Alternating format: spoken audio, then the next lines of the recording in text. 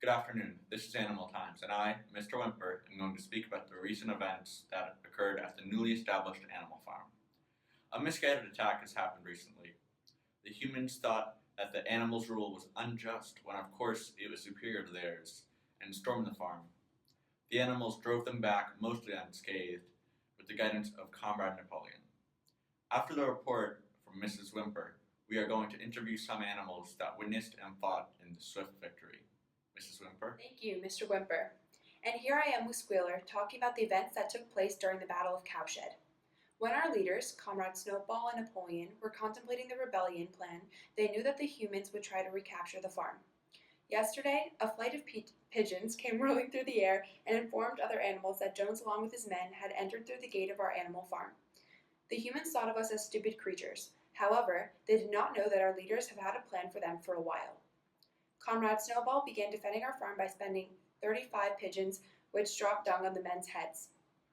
Jones and his men were ensured that a couple of their guns would win their fight, but they did not know that every animal on our farm was vehement in defending our land. After that, a number of different attacks, which were carefully planned by Comrade Snowball, ended up making the men run for the animals in chaos. This was one of the definitive factors of the fight. After Jones raised up his gun and fired, everything only got worse.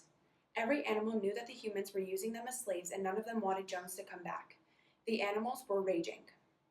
The animals were very happy to find out that their comrade Snowball was not affected by the gunshot and merely injured. The endpoint of the fight was set by Comrade Boxer. He was rearing up in his hind legs like a stallion, which overtook humans with panic. They frantically ran away in a panic, and Jones disappeared forever. This victorious battle was then named the Battle of Cowshed. So now we're going to hear from one of the farm defenders, Comrade Squealer.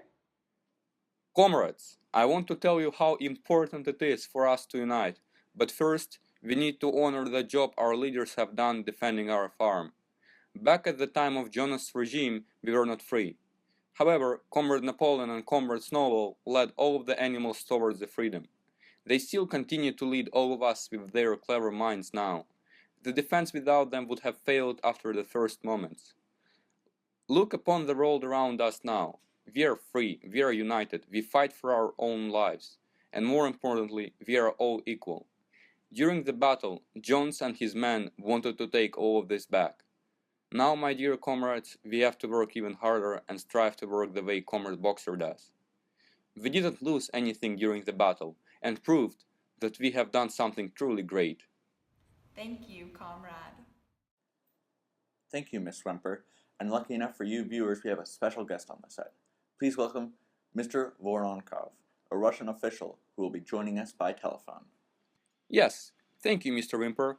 I am indeed Mr. Voronkov. I had served below the Russian government for many years before I ran away to Ukraine to spread word of the evils of Russia. The KGB have been sent after me, so I am taking a major risk by coming into the public like this, even though I am far away and only talking on the phone. Excuse me, Mr. Voronkov. I think I may have misheard you. You only said you were a Russian official before. Yes, and I was. Now back to what I was saying. There were many things wrong with Russia. I was a former lawmaker and served under Putin. However, I realized that what was going on around me was wrong, and fled to Ukraine around a year ago. I have led a public anti-Putin life, but recently I have pledged to testify against the former Ukraine president who was aligned with Russia. I also said that I would provide insider information about Russian government deliberations and actions when they annexed Crimea in 2014. Due to the severity of what I have promised to do, Putin has sent the KGB and possibly assassins after me, and I am worried that this may cause my death. However, I feel it is more important to share this information with you. Mr. Voronkov, I'm afraid I must ask you to stop. You must stop making these terrible accusations. We all know that none of this can be true, as Putin is an amazing person and Russia would never do something like that.